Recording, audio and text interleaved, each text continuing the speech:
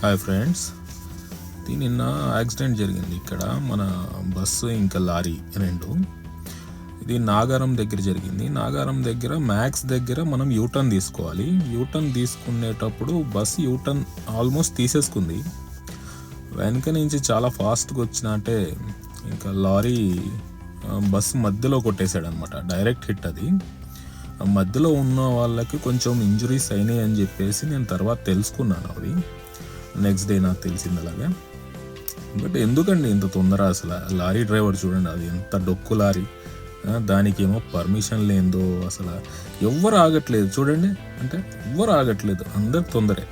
But ఏంటంటే ఇక life అనేది మనము చూసి అంటే లీడ్ చేసుకోవాలి రోడ్ల పైన. మనం ఒక్కసారి బయటికి వెళ్ళామంటే ఇంటికి మళ్ళీ తిరిగి వచ్చే గ్యారంటీ ఉండదు. గ్యారంటీ ఎవరు ఇవ్వలేరు. చూడండి బస్సు ఎలా లేచిపోయిందో, అంటే ఒక సైడ్ అంతా